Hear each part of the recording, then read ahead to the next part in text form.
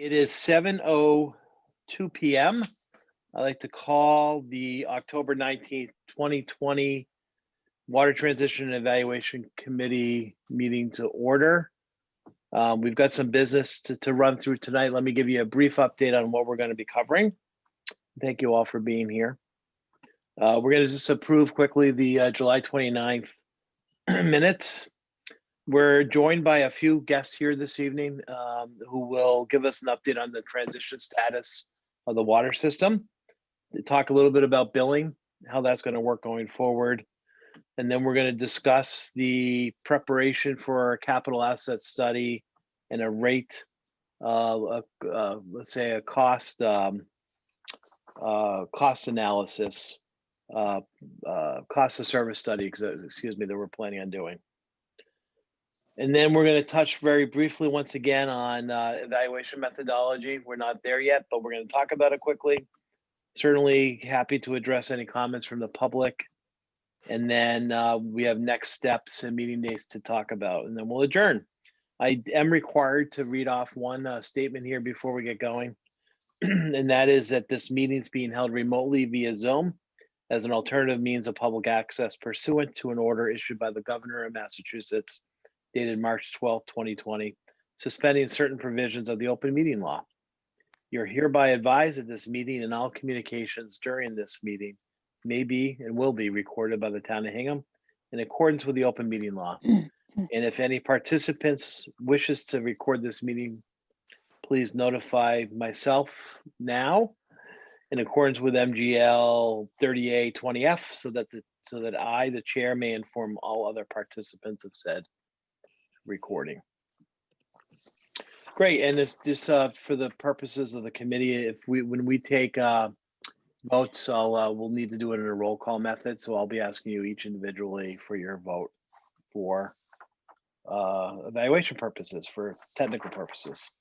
So let's just hop on to the approval of the minutes briefly, if you don't mind. So I provided all of the committee members with drafts of the minutes from our last meeting, which was July 29th, 20. Are there any comments or feedback on them?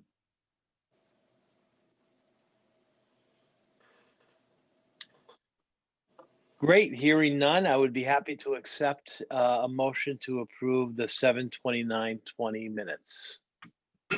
I move that we approve the 7/29 minutes. Is there a second? I would second that. I'll second. Thank you. Joe. Let me do a quick roll call. Scott, how do you vote? That's an aye. Dick, how would you vote? Aye, great. David? Aye.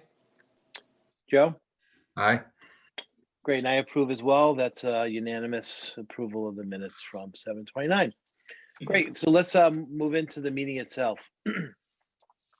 So lots happened since we last met. So we've formally taken over the closing occurred on July 31st, relatively smoothly, I would say. Suez then took the command and the reins and have been running the system on a day-to-day basis since then. Also, Russell Tierney's here. Russ is the new water superintendent for the Ware River water system, and he joined us, I think, the last week of July. Was that your official start date? Great. So we're happy to have him on board, and he's the person who's really ultimately in charge of the system on a day-to-day basis. So I've asked John Manji from Suez to join us to give us an update on how things are going, to be able to answer any questions. And his colleague Maria is here as well. Maria can speak to customer service and billing issues. Is that right? More billing issues, Maria? Is that correct? Yeah, I would obviously, yeah. Right now we have the relationship with Aquarion, obviously, and we are, monitoring their performance. So yes. Great. Okay, perfect. So John, if you could just go ahead and start giving us an update, that would be very helpful. It's just Scott just held something up. I don't know whether you wanted people to see that, Scott. Yeah, he's having a problem unmuting himself, so I'm trying to get him to unmute. Let's see here. For some reason, oh, Try it again here. All right. Hey, Scott. Great. I Yeah. think you're unmuted now. Hey. Perfect. All right. Perfect. It was saying the host was not allowing us to be unmuted. So every time I tried to unmute, the host was not allowing us to. So Oh, sorry. that's all right. Well, You know, now you're after a official. year of this, Jim, we'll all get it under. You know, I'll get it. I'll understand what Zoom's about. we're going to be Zoom experts at some point. Exactly.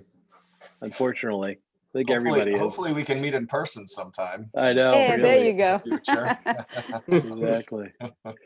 So, John, if you could take it away, just if you could give us a sense as to kind of what's happened since you've, kind of leading up to the transition, and then what you've seen from the transition moving forward. And Russ, feel free to chime in as John gives us a sense as to what's occurred thus far.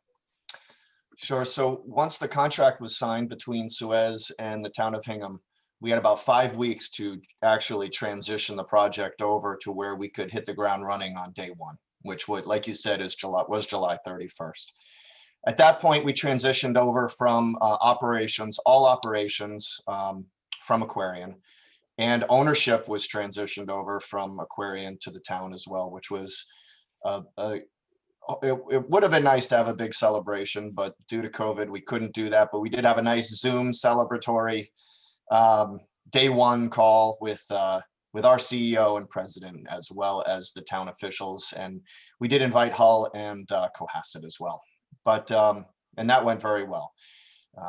Since day one, it's been a work in progress, getting all of our systems to 100%. The Scada system we transitioned over on day one. That was an undertaking. Some technical difficulties, but after the first weekend there, we got some IT subcontractors involved, and we were able to then communicate with all the remote sites, and that went very well. Since then, we've been, as you can imagine, change management. It's a completely different scenario between a company that actually owns the assets, which was Aquarian, a regulated industry, versus an O&M company, operations and maintenance, that answers to a client, which is the town of Hingham. And so the employees have been on board. They've been thrilled. We are renegotiating the CBA right now because that's what we have to do. And that's going very well as well. So but like I said, the employees are all on board. We promoted a few of them to management positions, actually, and that's worked out very well. Since then, you can imagine the software programs that are associated with operating a system of this size. It's very important. So we have our computerized maintenance management program, which is CloudGen is the name of the product. And we had our go live about 2 weeks ago. And we've done some intensive training with the field crews. They all have their iPads. We're issuing work orders, both in the plant to maintain the equipment and extend life expectancy of pumps, motors, you name it, whatever you can imagine in the plant itself. And then also this segues into the distribution field side of things as well. So any valve we turn, any hydrant we flush, hydrant replacement, any pipe repair, that all goes into the system as a work order as well.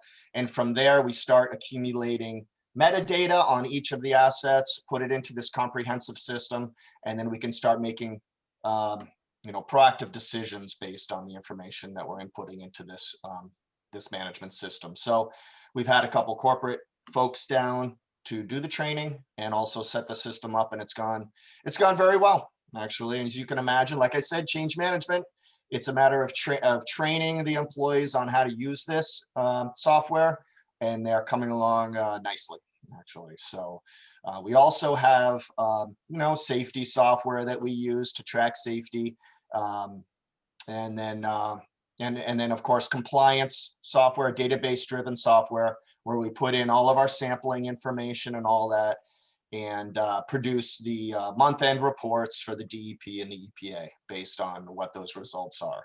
I'll be happy to say there's no exceedances. The water is still crystal clean, and no issues there, which is nice. Now on the customer service side, we have been working with Aquarian. As you know, Aquarian on day one they sent out their last invoice, and that was labeled as such. And then shortly thereafter, they started sending out the invoice, the customer bills with the Weir River Water System logo. And so those funds have started to come in now. I think that we did a really good job of informing the public and the customers on what they're going to see in their bill, whether, you know, with regards to the new account number and the different information contained in the bill itself. So I think that was pretty smooth, from what I understand, going out to the public. And then, you know, just it's been a work in progress with Aquarium. A couple hiccups here and there, but I think with Maria's help and Russell's help as well as the liaison for the town and the people, I think it's worked out. We're able to iron out some of the wrinkles that have happened, and it's still always moving forward in a positive manner. Let's put it that way. Maria, did you want to try to speak to that a little bit?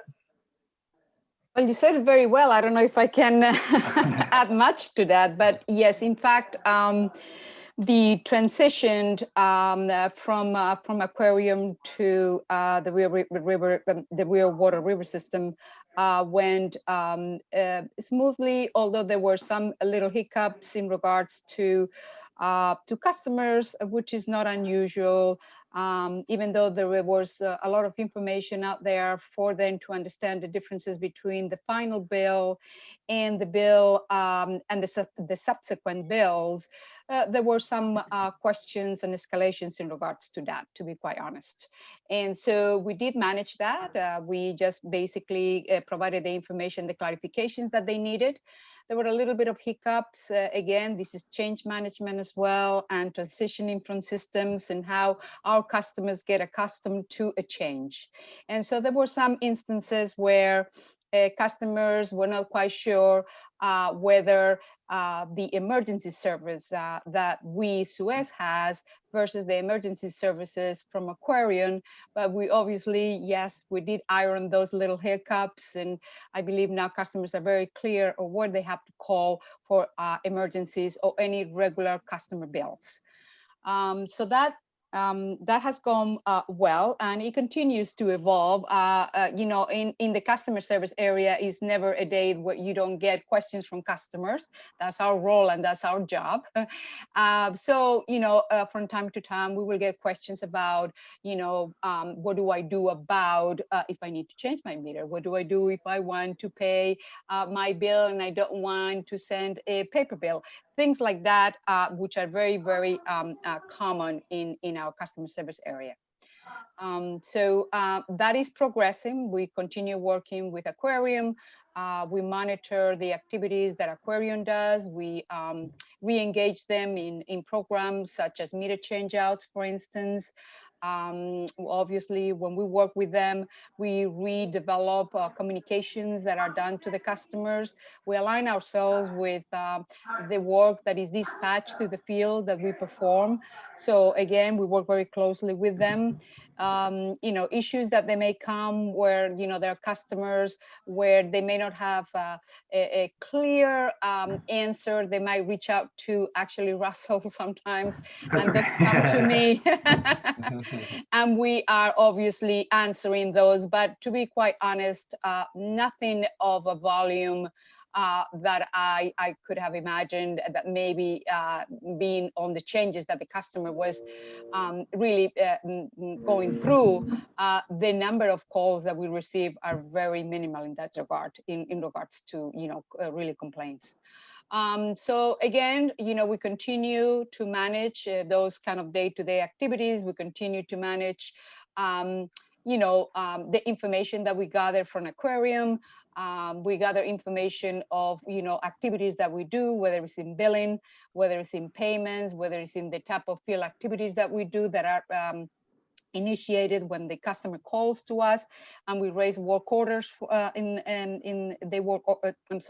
they raise work orders in our behalf. So that is an ongoing type of thing that we are maintaining. So I don't know if Jonathan, you wanted me to talk a little bit about the migration project, or you're going to initiate? Yeah, I can. Let me start with that, and then if you want to add, that'd be fine. So we're in the middle, or just past the middle of the third month of operation, and working with Aquarian. As you know, we're hoping that in 6 months from the start date, we would be taking over all the customer service and billing. And so our program, CCNB, is our software of choice. And what we need from Aquarian is a nice, clean data export, which has all of the customer information, 15,000 plus records. And so my point is, we're halfway through the third month, and we have received a couple data exports from them. The first one was not exactly ideal, to say the least. So we had our folks, our CCNB folks, that we have a team that's working on building our offering, and they received the data export and had a lot of issues with it. So the fields weren't matching up with the information and all that. So back on Aquarian's side, they use SAP. And it requires them to pull out information from, let's say, about 3 different locations. They have to develop what's the word? Relation. Yeah, some kind of migration. It's like it's a migration tool to merge all of that information together into a sensible database that we can then import into our program and leverage off of that. So the problem is the first one we got at the end of August, and it was kind of a mess. And then we had a big long 3-hour call and went through each of the data fields with them. And they said, okay, we're going to send you another one. So a couple weeks later, they sent us another one, and it was better, but it still wasn't ideal. It wasn't really a data export we could really work with. So we went through, we analyzed it. We went through, had another conversation with them, went through the whole database. And they've just recently got us their third version of it, which was much better.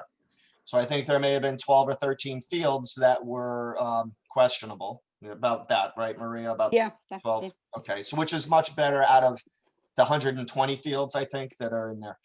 So we're expecting the 4th data export at the end of this week, at which point we'll look through it. Now, at that point, if that's satisfactory, they will have created that migration tool. And so maybe a couple weeks before we're ready to go live with the final data export, we'll get another one just to make sure that everything's good. And then look at that. And then on the day that we are ready to transition or migrate the customer service and billing from Aquarian over to Suez's offering, we'll get that last final bit of information. And you can imagine between now and then, there will be new records and all that. That will all come over, and then we'll import that. I do want to mention it has been delayed a couple months now. And so our team is working furiously to try to get the start date of January 31st met. But we have a whole Gantt chart on all the things that need to happen between now and then, whether it be training, import, development, working with our emergency call-in systems and all that. And then you can imagine the various ways that you're going to be able to pay, including the storefront in the town of Hingham. So there may be a delay with that beyond January 31st, but we won't know for sure until we get this last data export this week and look at it next week. But more to come on that. Obviously, the team is working day and night to try to hit that date, but due to delays, we'll have to see what happens. But I'll let you all know on that. And speaking of storefront, we have picked a wonderful location in a business-focused building at Crow's Point. I think that's what it's called. Yeah, Crow's Point. Yep. Apparently right in the same building that the best pizza in Hingham is located. So, hey, that's good. That's what the word I hear is. But it's a wonderful Arguably. office. It's on the second floor. It'll have a nice, it'll have a really nice customer service window. And the landlord is wonderful. He's going to redo the whole thing for us. So it's going to be really nice and professional. And our customer service manager, Leanne Monahan, was very excited about it. And so I think it's going to do well. And I think Russ, she wanted to bring you by to take a look at it. Oh, Jim, I sent you the pictures, right? Did I send you the pictures? I have not seen the pictures yet, no. Let me double, maybe I sent them to Tom and not you. I'm sorry. I'll send them up to you. And Okay. if anyone wants to go see it in the next couple of days, let me know. If not, I'll go take a look at it and me and Leanne can talk about it and then get it started. Leanne is very excited about it because she's called me every day since we found it. So I think Leanne's really excited. Well, Jim knows the area and it's on the north side. nice. And it's next to Hull, so it'll be really convenient for Hull to come and pay their bills if they want to do that in person. Of course, there's several options on them paying their bills, but if they wanted to come in, they could certainly do that. Good. And that's going to be staffed by 3 individuals, is that right? That's correct. We've got the customer service manager and then 2 customer service reps as well. Okay, so that will be helpful. So I just want to go back to the committee. I know you've talked a lot about the transition, what's occurred. I wanted to open up to the committee members to see if they had questions on the transition and what's occurred since we last met. Well, Jim, I can say that Abrahams is also working side by side while Suez gets all the migration over and starts to build their database. Abrahams has been shaking out each monthly bill. And between Maria and Abrahams, everything's on track from what you guys and everyone had put together for revenue for the first 2 months. It's actually right on the number. So that means that whatever's going on is going right at this point. So the bill sent out by Ware River meet the numbers that were projected for the first 2 months. But that also goes with a nice $80,000 catch that someone made. I think she's on this meeting. Her and her team found an $80,000 catch, which was good. Yeah. So the Abrahams group, just for the benefit of the committee, was hired by the town to do some analysis around the rates and to look at the billing and the projected revenue. And they're there to ensure that the town or the Ware River water system receives all the revenue that they should from the start date. So they're doing really a reconciliation between Aquarian's data and the bills that are sent out to ensure that they're consistent with what we should be receiving for revenue purposes. And Maria and I can attest that they are doing a great job. They are very thorough, right, Maria? Oh, absolutely. They are at such a level of detail. Obviously, we do send massive records of, we're not sending 5 records of billing, but very detailed reports that regards to billing in a very different views. And they are he is great. He looks at every little angle and he has questions, very relevant questions about the why and how. And it's been working very well. And just so you guys know, we have a meeting with Aquarian, Matt, myself, and Maria on Thursday. So we're all getting together and make sure we're on track to keep on moving forward with the revenues and things like that. While you're on it, Jim, the cost of service study, Abrahams is putting together a proposal for that. We should have it within a couple of weeks, and then we'll get it through to everybody to take a look at. Just a follow-up question, Russ, back to the transition itself. So we've had a couple of water main breaks since we've taken over. Yep. Can you talk about how that's gone? Obviously we're now responsible, and how has the communication worked, and the response to those and all from your perspective? So I can tell you the very first day I was here, we had a water main break. I walked in the office and about 20 minutes after I got there, I got a call that we had a water main break on Main Street. I went up there, I met with 2 of Suez's finest people. I think it was Joe and Johnny.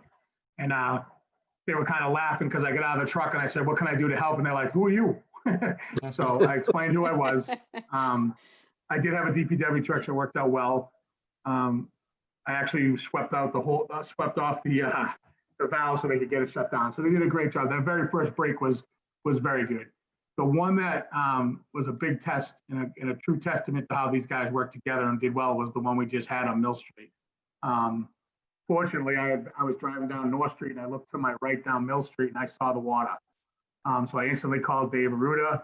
He then called Joe and called a few of the guys. They were there within 20 minutes, had the whole thing shut down within a half hour, which was great because a 12-inch water main coming out of the ground at about 700 to 1,000 gallons a minute can do some serious damage. And at this point, I think we avoided a lot of damage when he placed anything around there. But everything's been great. The subcontractors, everybody's been great, really good. We did have one in Hull that probably made the papers. I say the papers, I'm talking old school, that probably made social media where we had a broken valve. Took a little longer to shut down than we thought, but the fire chief was fine after I explained to him what happened. So it all, out the end, it came out well. But this last 12-inch main break couldn't have went better. I couldn't have been more happy. So. Great to hear. Great. All right, committee, what do you want to know? What questions do you have? Well, in my case, one of the things I did was to go back to look at the Suez proposal and also the proposal that we received from the other two companies. And I was on the committee that I said, I know Jonathan, you interviewed with us, and there were a number of observations, particularly about the water treatment plant, that were of some surprise, I think, to us committee members. And I wonder how that fits in with your contract obligation as opposed to changes that were discussed that you thought would be both productive as well as necessary. So I'm wondering if you can sort of go back and look at those initial observations that you made and address what is or is not going on with respect to those. And the second question, which is quite different, is the question of the drought and how, what effect, if any, there's been with regard to that. I'll start with the easier one, the drought. So I've got to give some high praise to the residents of Hingham. They really, when that 911 water ban came out, they really, you can see the difference. They really did stop using extraneous water. They stopped watering their lawns. There were some exceptions, but for the most part, the town really did rally together and stop using a lot of that water, and that kind of saved the system. It really did. So big props out to Hingham for helping out with that. As you can imagine, the reservoir was extremely low. The wells were having trouble recharging because of the drought conditions, and once that water ban that information was sent out, you could really see the difference. So we've definitely been able to move forward with that. And Russ, you have your finger on the pulse a little bit better with that right now. How are we looking with the ban? So actually, the ban, it does look good. I mean, there are people out there that are, emailing me every day about people that are watering. I look at a ban this way: if you can get 60% of the people to adhere to it, then you're doing a really good job. I do have on my plate over the winter, and I'm going to work with the two mics from Suez. We're going to come up with a better plan if we need to go to a water ban next year, how we can be a little more forceful with it and a little more proactive on, sending out fines and things like that. Unfortunately, that thing hit, as we were all just getting started, and I think we did a great job with it, in my opinion. Everybody did a great job, teamed up together. But right now, the pump at Acrid Pond is shut off. If you go by the pond now, it seems to be filling back up. We are keeping up with the well, just pumps at the wells right now.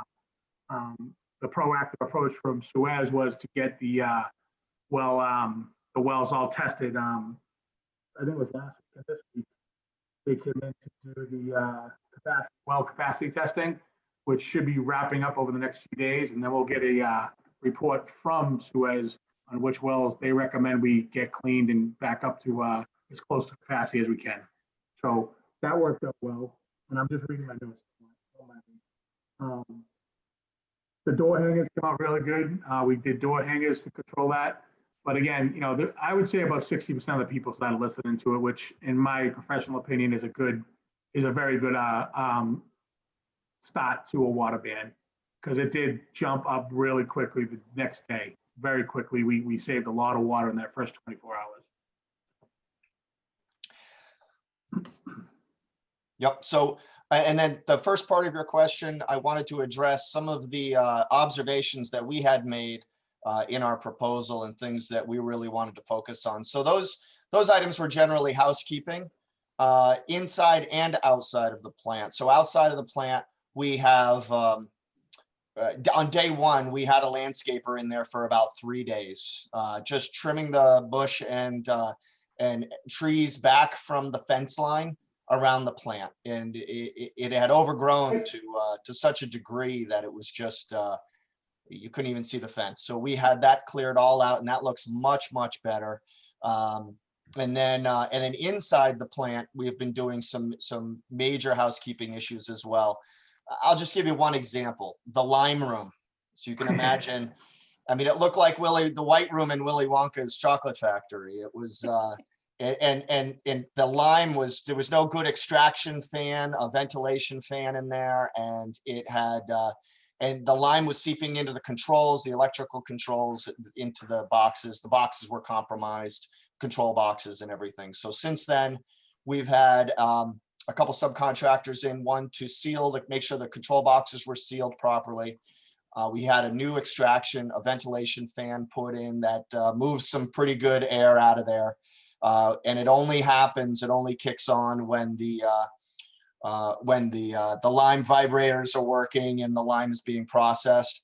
And then today, actually, we had a remediation company come in and really start to clean that room out, get all the lime off the walls, the ceiling, the floors. So it's going to look like a normal room in the plant. And then moving forward, you know, with that extraction fan, we should be able to avoid any of that. But he's moving into the other rooms where chemicals are, where you could see that they just hadn't been maintained and cleaned in ages. So we're spending some money. We're doing some good work on the house cleaning side of things as well. But you had mentioned the possibility, I think the filters had to be changed out. And also, I thought the SCADA system had been changed to one that was consistent with yours. Are those other aspects that were mentioned at one time, particularly the SCADA control system and also the filters, in terms of the quantity of chemicals that were going to be used as bypass flow on the well water? Again, those were all things that were mentioned, and they seem like things that could be done pretty quickly, but also things that ought to be done.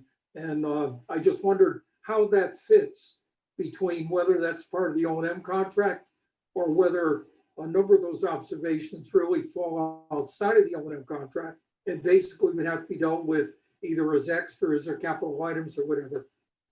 Yep. So when we transitioned over, we obviously Aquarian took all their server gear with regards to the SCADA system. So we had purchased a bunch of workstations to at least as a band-aid to keep the SCADA system working. The Wonderware software was transferred over to us, and we had to get some full licensing for that, and it is in operation right now. But our long-term solution is a smart server technology that will communicate with our corporate headquarters, and we'll be able to the IT specialists on the SCADA side will be able to communicate with it from remotely. And so that gear is it's a separate item. It is part of the maintenance cap and getting all that up and running.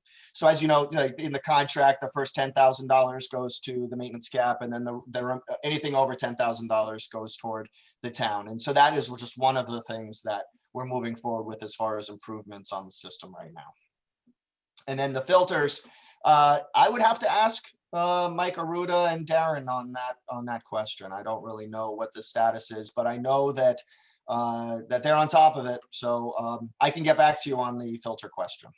So John, just so you know, they are looking at the filters, and we talked about it for the spring to start, getting one of them changed, one of them shut down and cleaned up and all that stuff. So it is in progress. It's just not, it was kind of on the second thing on our list. Like everyone knows, the transition was a big thing, and, we had to make sure everything stayed running for a couple of weeks, and the SCADA system was definitely a big thing. But just so the committee knows, we did order a brand new server for the SCADA system, so that should be coming in soon. Gave John the PO last week, so that's a big plus. But the So, filters are definitely on our list, absolutely. yeah, we have big plans, and it is a work in progress. We're tackling one issue at a time, that's for sure. Thank you. Thank you. Hey, Jim, I just have one question if I could for Yeah, John. of course. Maria. So John, just stepping back to the migration with Aquarian. Is this unusual? I mean, have you dealt with them before on any customer service migrations, and what you're going through now with them? Is this unusual? Are you seeing anything different, or I would say it's unexpected, but I mean, is this something are the delays something extraordinary that is this the first time you've seen this? This is my first time, but from what I understand, it's not an easy thing to transition this level of database offering. Maria could answer that question much better than I could. So, so just to answer that question, we actually had, I would say, relationship with Aquarian in the reverse. We actually sold one of our Connecticut companies to Aquarium. So, we had an experience with them, but it was going the other way around. We actually provided data to them, and actually was very smooth. There were no issues whatsoever. So now we are kind of in the reverse. I actually do know the VP because I worked with her on that particular migration years back. But a migration project from data is not just only data. And obviously data is very critical, because basically when you are in two separate billing systems, and I may say that SAP, as well as the billing system, which is an Oracle-based billing system, CCMB, they're the top systems out there in the market. They are very strong systems with very rigid requirements. Now, what happens when one of the very unique things with migrations is that you may be talking about one particular item and you define it one way in one billing system, and you define it in another way in another billing system. So that data dictionary that we have in two billing systems is like two different worlds. So what happens is just data, again, data is just one aspect of migration, is when you try to say, oh, okay, I'm getting this data from this system and I need to now map it, right, into this other billing system and make sure that what we're talking is apples to apples. That is some of the challenges.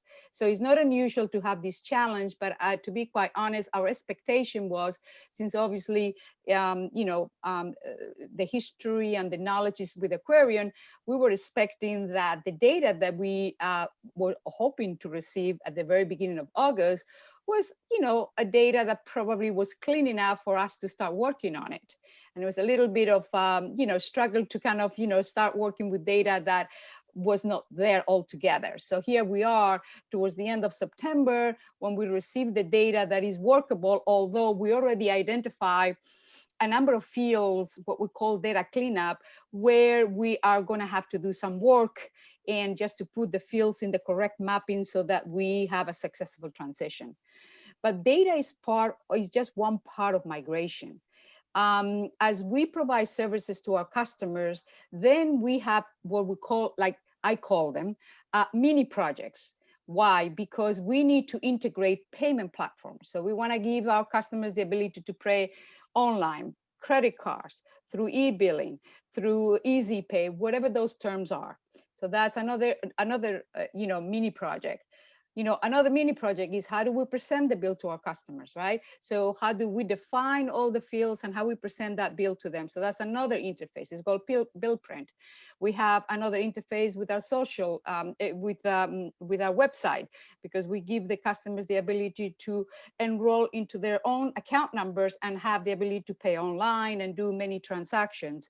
So all these little mini projects come along with the entire project, but the data is critical because we interface, but all the activities that we do with these other interfaces, they actually obviously interface with that data.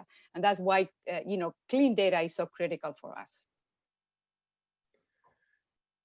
But just to follow up, all of that detail you just spoke of is not related. You don't need a querying for that. That's something you're going to be doing moving ahead. You just need to get a clean handoff of Aquarian's records, map them correctly, reconcile them, and then you're done with Aquarian. Is that correct? Well, yes, partly correct. So while we get that data, we also have to integrate that data to all these platforms. So it's part of the project, right? So we couldn't just go live with data. We need to have rates. We need to associate rates with the customer records. We need to make sure that they calculate correctly, testing, verification, validation. We have a lot of testing, obviously, that is going to occur before we go live. The web, the same thing. We just want to make sure our customers can enroll into the account and do transactions. We're gonna also work with our IVR, which is a phone system where our customers can do self-services and so forth. So meanwhile, we are getting that data. At the same time, we're working in all of these platforms to make sure that they are going to be, live, obviously, and functionable when we go live with the application. Yeah.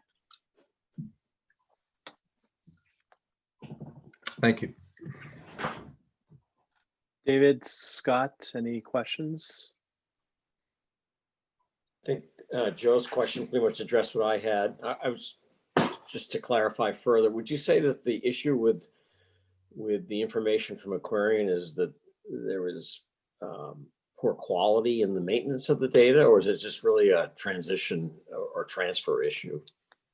Yeah, I think it's the assembly of the data into a single database that we can intelligently use. Yeah, They well have all the said. data. Yeah, It's just well a matter said. of getting it into a clean database. Okay, because I'm sure what Joe is probably trying to get at is I hope we're not going to get into a situation where customers begin to dispute the accuracy of information that we've inherited from Aquarian and then make life difficult for us post-transaction. Yeah, the data, and we're not even talking about metering data right now. We're just talking about customer data. Yeah. But you're not talking financial data, right? No, we're not. We're talking about customer data at this point. Yep. Okay. But does your transition get into financial data, or is that all being led by that consultant? Yep, there will be a certain aspect of that. Maria, if I'm talking out of turn, please feel free to interrupt me, but there will be a financial side of it as well, because we're going to need last meter readings versus new meter readings and all that information. But from what we've seen, they're almost there. They're very close. So yes, of course, as any migration, and let me just add this, we need to bring over the balances on each account so that customers, obviously, we know what they owe or whether they're paid off. So that's part of the migration. And so when we're talking about testing, with the collaboration of Aquarium, yes, we look at meter reading, for instance. Is the meter set up correctly? Is the quality of what we say the data around the meter, is that accurate? Is it set up correctly on the particular fields? Is the balance on the customer account is correct? So that's part of the migration project, of course. And like I mentioned before, testing obviously is very key. We do unit testing, we do integration testing, and we also do user acceptance testing, and then we prepare for the cutover, obviously, which is another part where we make sure that our data is there, that we prove in terms of balances, sometimes, obviously too, depending, we need to understand if there is any discrepancy, where the discrepancy is coming from. So that's part of the project.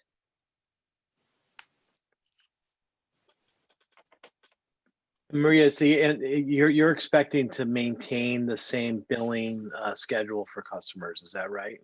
After the transition? That is correct. We will just adhere to the rules and regulations of the town of Hingham, and that tells us that the schedules have not changed. Therefore, we will maintain those schedules. Okay. Great. Scott, do you have any questions? I can try to unmute you if you do. Host is not allowing participants. No, Can you hear me now? Yes, we can. Yep. All right, look at that. Hey, I'm up and running.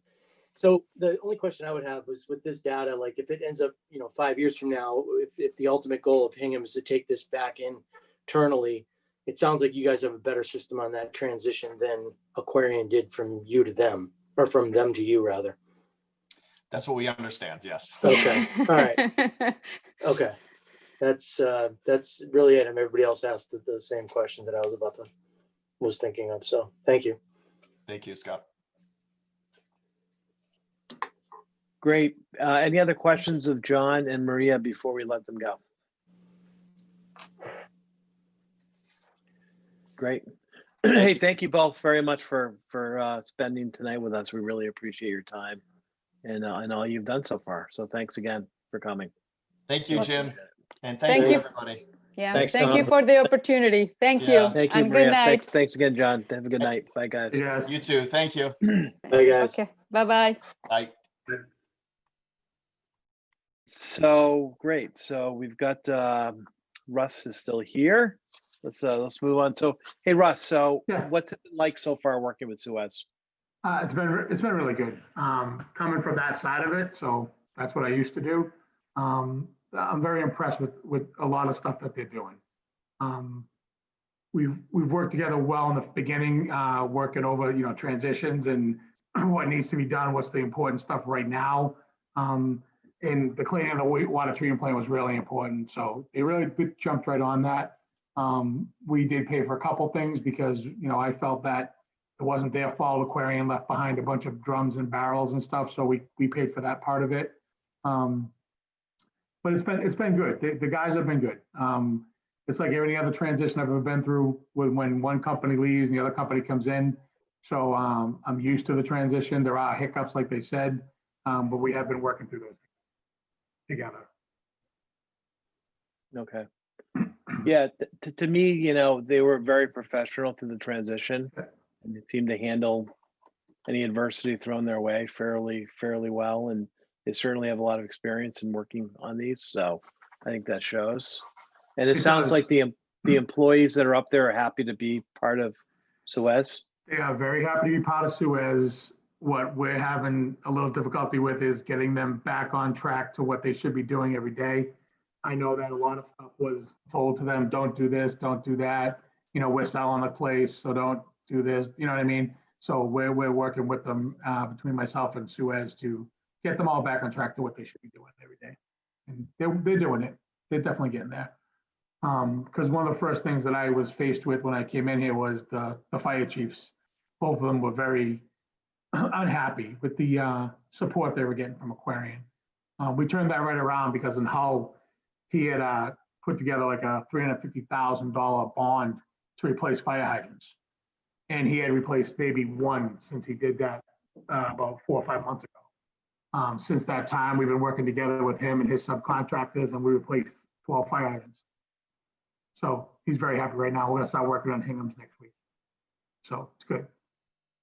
And the communication between the towns is going well relative to, like the water main breaks and all that. Yeah, we set up some emails, group emails. One's Hingham emergencies, one's Hull emergencies. I set them up and forward them to Leanne. She has them now. I have them. Mike Aruda has them. So one of the three of us gets out that email when things hit the fan. And the fire chief in Hingham was really good. I met with him first, and then he introduced me to Chief Russo, and all of us met together. The two deputies, what they call their fire protection deputies, and the two chiefs. All five of us met in Hull, and I got what their pains were, what their aches were, and we're working through that. And they seem to be happy right now. So we'll just keep on pushing forward. Okay. Fire protection is a big thing, and I think they felt they were slighted a little bit for a while and not getting things done. So we're changing that. And the guys from Suez are on board with it. They really are. Great. So we keep on mentioning Hingham. Is there a similar outreach to Hull? Yeah, no, I have both. Yes, no, I've been actually, to be honest with you, Tom asked me a couple of weeks ago where most of my time has been spent. It's been spent in Hull. I've been spending a lot of my time in Hull. I think the Hull system's a little older than the Hingham system. There's a few undersized mains, you know, the fire hydrants were a problem, so I've been really focusing in Hull. And working close with them. Good. Russ, what was your biggest positive surprise and biggest negative surprise upon, you know, reviewing what you inherited? What I, wow, that's a loaded question, but that's what I got. Remember, we're on camera. No, my biggest positive was I know there was some discussion about how they weren't very cooperative sometimes. I think Steve Olson did a great job in the last 3 to 4 weeks, kind of just, you know, taking on the fact that, you know, it was ending, the town was taking it, and him and I, you know, worked well together the last 4 weeks. And I was talking to him before I even started the job, just because I wanted to get more about the system, what it was like. So that was a positive in my opinion. I didn't know how well that was going to go. The negative I'm finding right now is just overall maintenance. Distribution system maintenance, the treatment plant. It's not stuff we can't overcome, but it's stuff that I was a little disappointed in. And I can tell you, when I did the walkthrough, I was walking with the Suez team that was there overseeing, looking at the plant for the walkthrough, take through the contract. And we all walked together and just were like, we were very disappointed in the condition of something. So we've also replaced, I think 8 to 10 operating nuts already too on the valves. So this has all been in Hull. All this work's been in Hull. And I know that over the years, there's been a lot of complaints about, you know, brown water. Yep. So where do you think that those complaints are emanating from, and what can we do, or what can be done to help that? It's absolutely emanating from the lack of a flushing program. The problem with that right now is, and that's something that, you know, I wasn't disappointed in, but what took me by surprise was I don't think at this time we have the capacity in the system to do a good flush. We can flush, but it's going to be what I call a, how do I put this? It's like you know how when some people clean things, they just kind of brush over the top of something. That's what the flushing is going to be the first time around, only because without another storage tank and without a little more capacity in the wells, you're gonna put yourself in trouble if you try to do a really good flush. And then the valves are a big part of this. So one of the flushing programs that works the best is unidirectional, and that requires the closing of valves in certain areas so that you redirect the velocity of the water and you increase the velocity in the mains, and then you redirect it to a different place. That way it scours the mains. That's not going to be something we can get into in the next 6 months because of the fact that we have to check all these valves first before we do that. It would be a huge waste of time to try and do it right now, in my opinion, only because we're going to find a lot of broken valves. Just from what I'm seeing now, we're going to find some broken valves. So that kind of program needs to be mapped out very carefully. Did you have a chance to look at the site comments that were made on the other two companies, Woodward and Kern? And no, but I was there. I was there for the walkthrough, so I knew exactly. I could tell you. I could probably reiterate their comments. So I did see Suez's. I was planning on reviewing the other contracts submittals. It's just on the down here on my list a little bit while I get acclimated. But over the winter time, it was my intention to review the other proposals. the Woodward and Kern one in particular has an extensive set of site review comments that if you haven't seen it, might be worthwhile to look at them. I absolutely am. I have Michelle working on to put it together for me so she can give me the proposals, and I will definitely take a look at them. I have no problem with that at all. Great. Any other questions about the transition for Russ before we move on to talk about the master planning services? Excuse me. No, great. All right. Good. Great. So, I think that our committee has transitioned a little bit in terms of the emphasis and how should I say, the level of our responsibility from running with something to being more advisory in focus. And I would say, and I think that's just been the evolution of the project. And I think it's really a result of the professionalism that the town has brought together in terms of helping with the transition, whether it be our outside partners in EPG that was hired, the environmental partners were hired early on. Other folks were involved certainly in terms of being hired by the town, some professionals in the transition. And that resulted in, us not having to do a lot of the heavy lifting around the transition itself. I think the town, from what I hear from Mary and the other selectmen, is they look to us to be kind of a check and balance processor where, they want things to be run by us first before it gets to them from an advisory perspective to make sure that it makes sense and for us to be able to kind of push back on issues. And that's somewhat the process that we did. And when we determined and we helped out with the rules and regulations and the business plan, we were brought this information, we provided feedback, and through various iterations, we got to where we needed to go. I had discussed the two projects that the committee needed to be involved in, which was really the capital asset analysis, which we are now calling the master plan, which we're going to talk about in a moment, and then the cost of service study. And so rather than us having to run with it, Russ is running with it and then looking to us to provide feedback on the selection and moving forward with these studies. So I know that last meeting we kind of assigned different people to these things, and maybe we can forget we had that conversation, because moving forward, what will happen is we'll be brought these studies collectively as a whole committee and be able to provide, like tonight, we're going to provide some feedback on the master plan to Russ before he brings it in front of the selectmen for their approval. Yeah, so just so you know, Jim, the biggest thing was, you guys have all been here for a long time and working, on this very diligently, and I appreciate it because a lot of the work you guys did is making my job a little more easier. But I wanted to give you guys an opportunity to look at the proposal for the master plan to make sure it's what I've seen before in the master plan, but I also know that you guys worked a lot on this. I want to make sure we're doing in the master plan what you guys also wanted to get done in the master plan. That's the biggest reason why I asked if I could come to you guys to take a look at the master plan proposal. Right, and I think the process is a little bit different than maybe what we anticipated, was that, the town has the ability, as you know, the town has a municipal purchasing process they need to go through on certain activities. For engineering studies, though, they don't need to actually go out and get an RFP, and that's because of the specialized nature of these plans. In a municipal environment, you typically have to pick the lowest cost provider, but for an engineering study, you want the most appropriate partner with the best experience to provide these services to you. So that's why the town is not obligated to go through an RFP process when it comes to generating or working or selecting a partner for the master plan.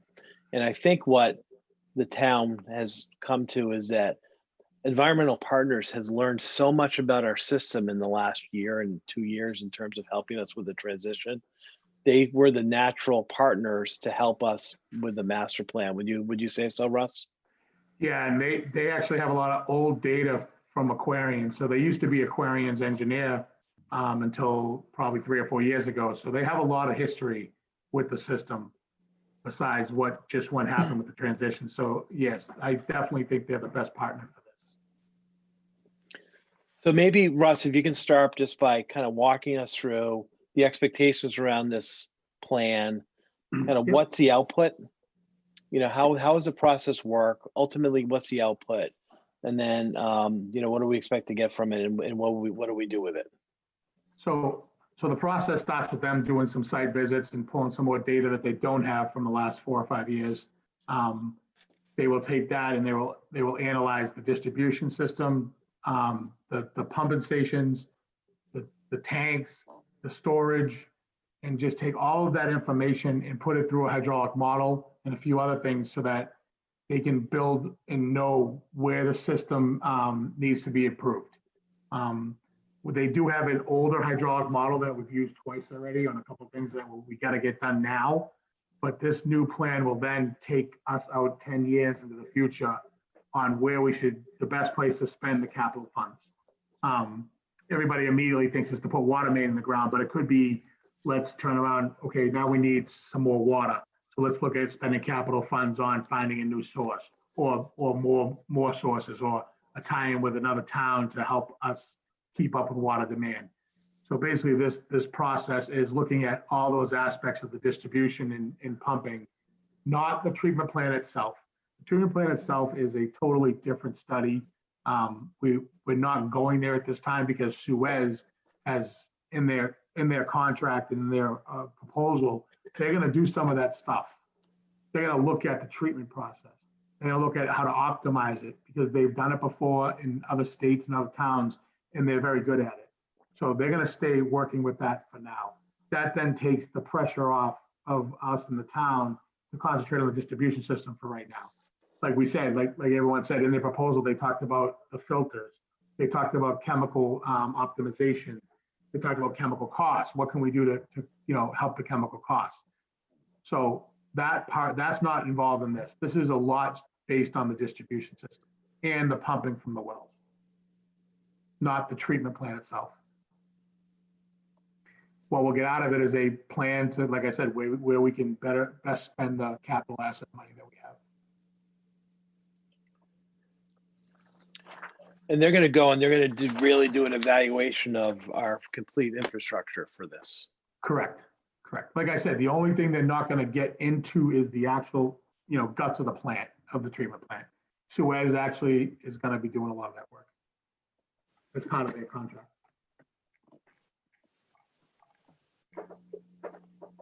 Is that information when Suez does the processing plant site? Is that stuff shared with the town, or is that proprietary to Suez? No, but all becomes public record because they work for the town. Anything they do becomes public record. Okay. Yep. Well, Hey, Russ, can you describe for me talk to me about the hydraulic model? Yeah. What does that give you? How does that, for a layperson like myself, what does that really mean? So what it does, it takes into account pipe sizes, C values of the pipes. Like there's a lot of AC water main in the town, which is actually has a pretty good C value, which is the coefficient of friction. It's the older cast iron mains that have probably become heavily tuberculated over time, and without a good flushing program. But even with a good flushing program, those mains are going to start to constrict. What the hydraulic model will do is it'll take points. The hydrants are points. I'll tell you, they're just hydrants.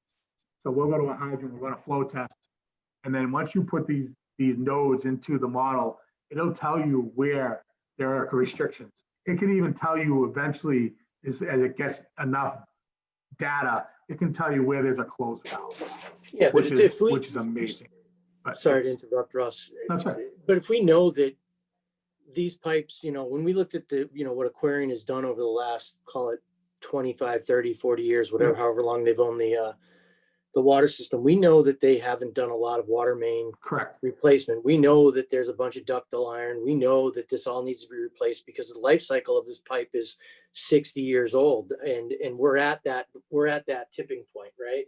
Yep. What is doing, if we know where it's located, are we spending, granted, it's not a lot of money at 16 grand to do a hydraulic test, but are we spending money that ultimately is going to give us the same conclusion that we already know? That ductile iron needs to be replaced. Well, no, yes and no. No, because it's going to tell us where the best place to start. So I can't just haphazardly start. You know what I mean?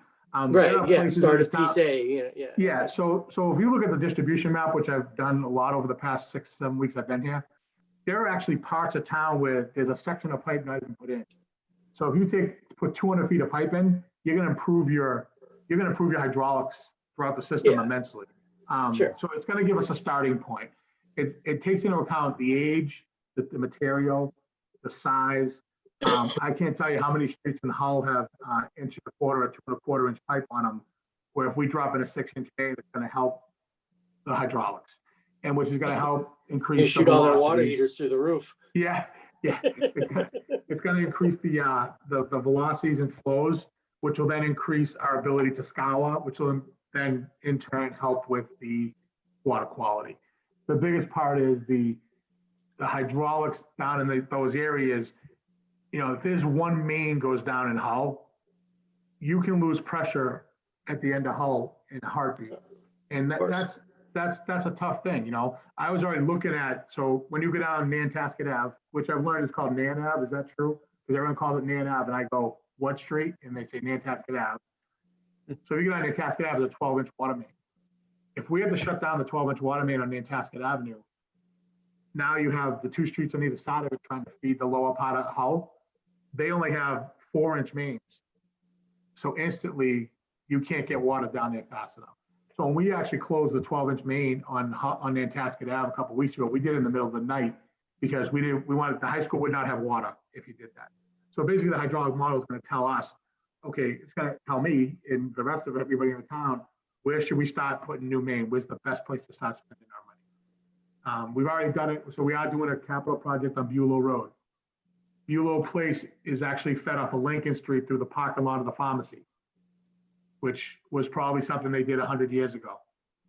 We're actually going to make that tied together. We're going to make a loop, and it's going to help the water quality in that little corner of the town. So one other question I have for you, Russ, is so I just got my road paved. So my water main is not going to get replaced for the next 50 years because that's the last time my road was paved.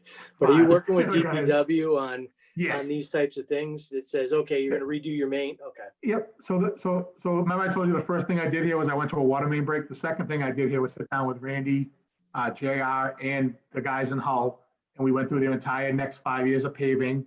I've taken those first 2 years already, looked at the water mains on those roads and looked at the break history, because I can tell you one thing Aquarian did a very good job at, which is another one of those positives you guys were looking for, was they do have a lot of data on breaks and stuff like that. So for me to look at, so Bulow Road was one of those places where we didn't want to do a water main at first until I looked at the break history and the quality of the break. And it looked like there was deterioration in the saddles on the main. So if we went and spent a lot of money paving that road this fall, and all of a sudden those saddles all decided to stop breaking, now we've lost the road. So we are going to replace Bulow Road, but that's exactly what you're talking about. I do. So between the hydraulic model and paving, now we bring those two together, and now we know exactly where to start. We can actually use the hydraulic model to talk to JR and Randy and the guys in Hull on where it would help us if they pave next. You know what I mean? Say Wampatuck is next. They're going to pave Wampatuck. So now I have to look at Wampatuck as a potential place to start. Right. Water main work. Well, it sounds like you're on the right path. And the question that I was getting at was just, you've answered it perfectly. So I'm glad you're using that foresight or that forward thinking approach to doing this, because I hate it when I see, I think it did it Main Street. It was National Grid. They might have been on strike or something was going on with them, but we just paved it 5 years ago and we're repaving it again at our expense because Nat Grid decided to put, new gas mains in. So, right. So I can tell you the people on I was up at Bulow Road probably 2 or 3 times myself, walking around, just kind of checking things out, and residents come out and ask me what I'm doing. So I explained to them what I'm doing. And one guy said, so we're not paving. I go, no, we're putting new water main. He goes, that's great. So he was very happy that we actually had the foresight to put the main in, then pave the road. Absolutely. So it's good. The residents are very, very involved in this town, I can tell. That's for sure. Well, I'll offer a counter opinion. I reacted very negatively to the proposal. Okay. I think it's needed, but there were 2 or 3 different aspects which I just have a real problem with. The first is timing. I think a study of this magnitude is premature. I think that the transition period still has several months to go in which Suez is going to understand what's going on in the system as you are. And there are certain small aspects to it which may have a high priority. And those are ones which I would think you would focus on rather than this massive study. And I'm going to use the word massive in the sense that I, in the past, have done a little bit of consulting work. I know most of the other committee people have as well. And for the scope of study that is being undertaken. I just don't see how they can do it for the price that they're quoting. I also think that the study itself, in some respects, is repetitive. There's a massive amount of information that was compiled during the process leading to the purchase of the thing. It uses as an example a description of the system itself. We've got all sorts of information, and I ask a question as to why should the town be spending money to produce a description of the system? The description of the system that was compiled in order to buy the facility was really extensive. I also envisioned that Suez was hired based upon their knowledge and their experience. And I'm a little bit uncertain, and frankly, I'm having trouble basically hearing you, and part of the sound system is probably my computer rather than yours. So I may have missed some of the introductory thing, but I would think that Suez would be a big part of providing input. And I, in my experience, distinguish between operators and engineers. Engineers don't design operating plants, and operating plants don't design engineering plants.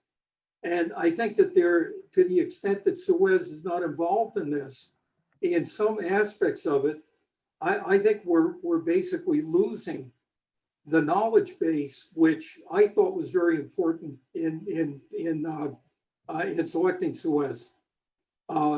So in my mind, I would be taking a much harder look at the scope of the study itself. I think there's parts of it that don't need to be done.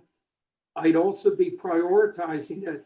And I wouldn't just go out and say, here, do all of this now and come back to me, because you've got the Tata study,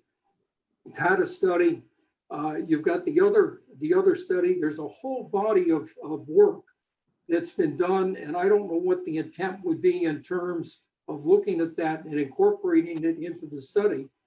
But those are the honest reactions which I've had in terms of this. And for the town to just say go and spend $135,000 at this point, I don't think it's a very good decision on the part of the town. So to bring you back to the Tata study, that's all involved in this. They are reviewing the Tata and Howard study. They're bringing that all into place, but Suez is not left out of this at all. So a lot of this work is done interviewing some of the Suez guys, the distribution guys. I work with them every day. I talk to them every day. When I brought them some of the main jobs that I was looking at, they gave me their input, and 2 of them they agreed with me on, 1 of them they didn't. So we all worked together and came to a conclusion where what was the best for everybody at this time, for the town and for so the Suez, Suez doesn't do this type of hydraulic study, this type of studies, this type of master plan. They will have all the input in it. They absolutely will. We've already discussed it with them, and they know what we're doing. I've actually showed them the scope. But I will relook at it with them again and make sure they're on board with it. But the biggest part of this is, at this point, we definitely need to know if we need another tank, which everybody does know that, but where do we put that tank? What's the best place for it? Again, I know what you're saying about, is it premature? I think you need the right direction to go in. I don't believe it's premature. I believe it's a necessity right now for the town to move forward with, appropriating capital funds and where they should go.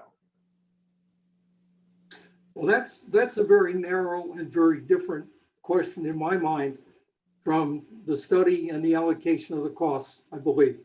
And to the extent that there's, I would be very surprised, am very surprised for the price quotes, given the underlying information which they say that they need, using the hydraulic study as an example, with all the pump performance curves and all the other data that goes with it.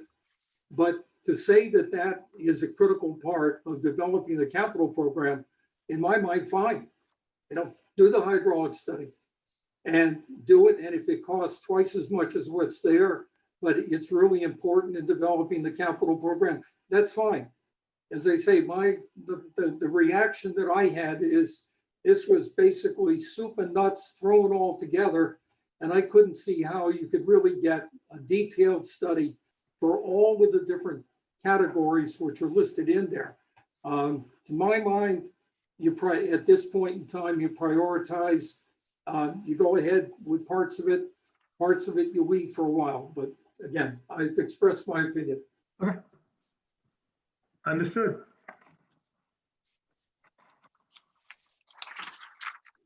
Joe, And David? Jim, just for Yeah. clarification point, this engineering studies could be already approved without, there's no like a formal town hall or, it's something we can do. Yes, so I believe that the selectmen or the water commissioners are taking this up tomorrow night, I believe. Okay. And Russ, is that right? You're going to present this to them tomorrow night? That was the plan. I haven't heard from Michelle today, but that was the plan. If not, it'll be the very next selectment meeting. Board of How Water old is Commissioners. so Dick, you bring up some good points. How old was the original one that we did? I mean, so we started looking at buying this company, what, 7 or 8 years ago? Yes. So, I mean, I think a lot's changed in 7 or 8 years, but, I hear your point. I mean, maybe that's something you might be able to save a little bit of money on by, reviewing the older document and just kind of, Well, but it's I mean, I don't think $125,000 is detrimental to the budget of Hingham or to update that. No, I think though that the 7 or 8 years concurrently during that 7 or 8 years, you had the rate case going on, and you had Aquarian, which is documenting what their capital spending program was that we adopted, that I think the town adopted for the first year. And I'm not suggesting that should just be accepted. I'm just reacting to the study itself and what the proposal is. Sure. But I do think that there's a significant amount of information that is out there in the public record, information that Aquarian had. And I won't repeat myself. You understand my points. Yeah. I mean, I liken it to every time I refinance my house, I have to pay the same closing costs, and the lawyer's done the same amount of work each time, but each time I have to pay this cost. But, I mean, again, I think I'm open to it, but I hear your point, and it's a good point. And maybe it's something that it should be taken into consideration. Well, I think that the part of the thought process behind this was, that was Aquarian's plan. That doesn't necessarily mean it's going to be this water systems plan, right? Priorities may be different. Maybe Aquarian had a capital plan in place because of their own financial objectives over, what was most important to the community. So Jim, I like that statement because coming from the other side, the company I worked for owned 2 water companies. And it's a big difference between a private entity owning the company and the town owning the company, because they are also a for-profit. They have to make money, right? So some of the stuff that they have in their master plan may not match what we think is best for the system. But the other two is Mass DEP and American Water Works also, say that you should update your master plan every 5 years. So that plan is probably 7 or 8 years old, so it should be updated anyways. And this is basically using part of that. They are going to review all that. I know that for a fact. So they're going to take it all into consideration when they do. Jim, 2 or 3 things struck me about this plan, and I do concur with Norm on some aspects of it being what I would consider repetitive for past history, but I also gleaned from the scope of work, I'm turning my head here looking at the tasks and the costs. I thought the hydraulic model was something we need to do to be updated. And I don't know whether Aquarian had a good hydraulic model or not. I'm guessing from what I'm hearing this evening that they did not, and we certainly need to look at that as a priority in this consulting assignment. I also felt that, I think Scott, you made the point that we need to own our version of the capital asset plan and not just inherit what we think we heard from Aquarian. And I think that needs to be a combination of inside work by Russ as an employee of the town, as well as an outside opinion from a consultant. So the aspects of the report I strongly endorse are the hydraulic model and the capital improvement, at least from a fresh perspective of ownership by the town. Whether we can de-scope some of it and put more money into the areas that I think are important, don't know. I mean, it's not my forte. The $125,000 from my past experience seemed a little light for this entire scope of work as well. So, maybe they aren't doing as much as they should in certain areas. Reconsider. But they did, so just so you know, they did take into consideration all the information they already have from past reports. So that helped with the cost, in my opinion. You know what I mean? Sure. It's not like they're starting from scratch. You know, there are towns that don't have any master plans and they start from scratch and build this. They do have a hydraulic model. It's just not updated. It needs to be revamped and new version put into place and it be updated. There is master plans out there that Aquarian had up through 2023. So they're going to put that into this whole thing and take a look at it and see what, you know what I mean? They also had a couple reports I saw on improvements to the treatment plant, which don't fall into this, but I did review that one. And right now we're looking at what was done. That report is 4 years old, I believe. But no one ever said what they did on that report. Like what are those recommendations they took and actually did. So the Suez people are actually going through that report for me and tell me what was done. So we have a better record. So. Hey, Russ, real quick, so assuming this goes ahead, like what's the timing for them to begin and end? And what are your expectations for that task 8, the report? What would you like to see in terms of format of that report? That report, they told me would be here by April. So is that you're expecting for them to give you like a detailed recommendation, like that it's going to be an action plan type report? That's exactly what it is. Exactly what it is. Yep. And if you, I'll pull down a few down for you guys that they've done and other companies have done. And you just flip through them real quick. Some of them are 140 pages long. I mean, some of them are really detailed. There are also some smaller ones out there, and it's good to look at the ones online. If you type in master plans for towns, I found one for Bellingham, Franklin, and a few other towns, and I flipped through them to see the difference between, like, I took one from EPG, one from Tater and Howard, and one from someone else, and I actually put them all together to kind of look at the differences and what I liked and what I didn't like. And I liked pieces of all of them, but the whole report, I liked the EPGs, the whole report. I believe it was Holliston, I believe, don't quote me on that, but I did download them and take a look at them. So my expectation is to have a map, a roadmap for the next 10 years, Yeah, where we want to go. You're expecting a working document out of this. And that's exactly what we're going to get. And again, we have in year 5, we actually have money set aside already again in the budget to redo this. Yep. Because a lot of things do change. Yep. No, that's fine. Thanks. The forecast of supply and demand is an area I forgot to mention and was a strong advocate for. And I was going to ask Norm, do we have from past studies a good sense of a forecast for supply and demand? I'm addressing a question to Norm. To Dick Norman? I'm sorry, David, I didn't realize you were addressing it to me. That's okay.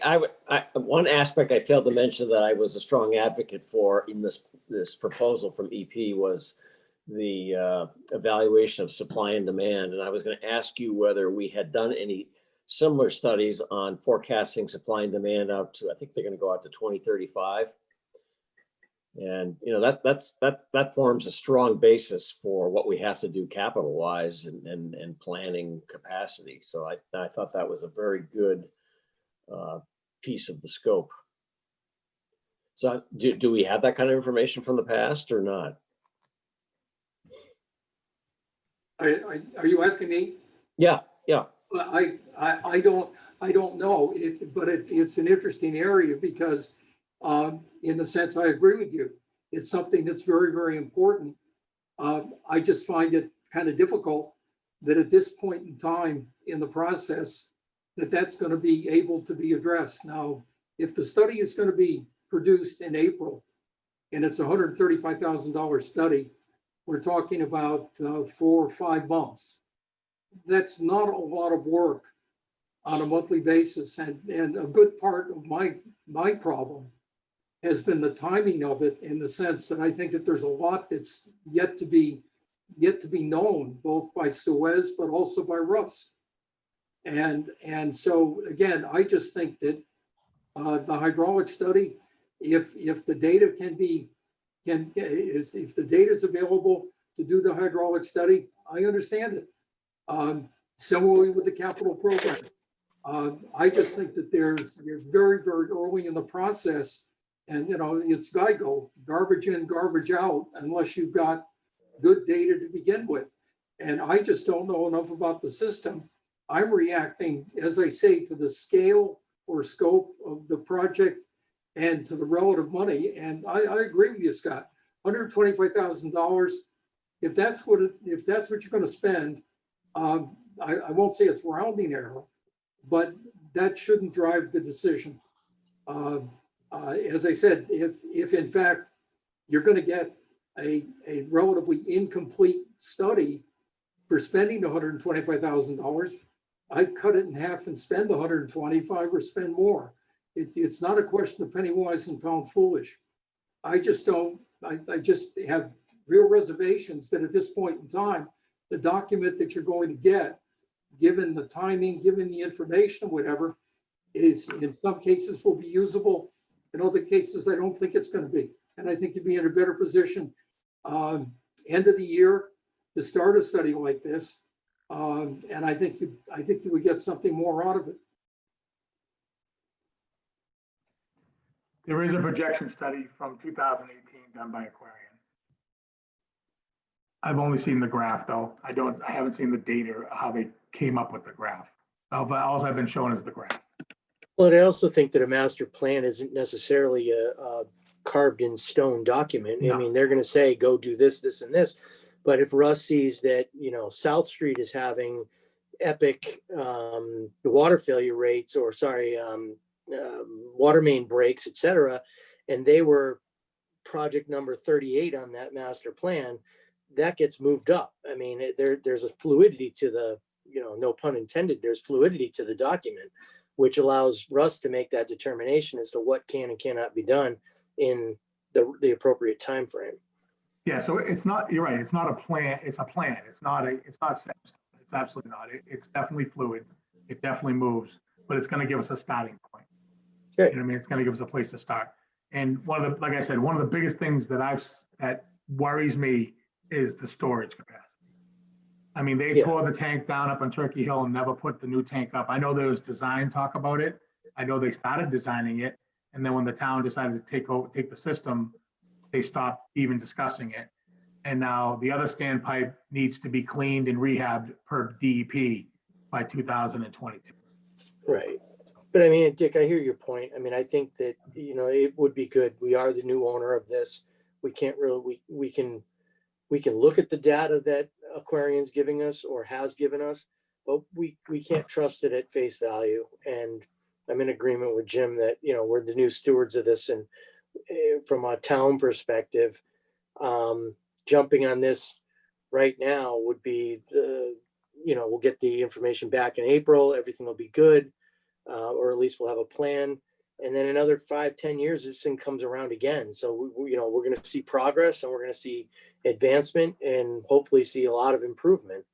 And it sounds like the engineering firm is taking into account, that's probably why the price is so cheap, is that they're taking into account all that historical data, carnal knowledge that they know, tribal knowledge that they have in their file cabinets that they're able to pull forward and say, this is what we did. And now there's a 2-3 year gap, and we've done a new study, and this is what we need to do. So I don't know. I mean, I think it's the right thing to do, but that's just my 2 cents. Just so you guys know, that there was 2 things in the scope that I actually took out because I talked to Suez about it, and both Suez and I felt that we could do that between the 2 of us. So there was 2 other things in the scope that I removed. That I didn't feel was One of them was What? well, they have an atlas. It's called an atlas. So what it is, it's basically the distribution system in books. And part of the scope was to reproduce the atlas and make it printable. But Suez and I also, they have the data to build that atlas. So we can actually print it ourselves, and actually we're going to put it on iPads.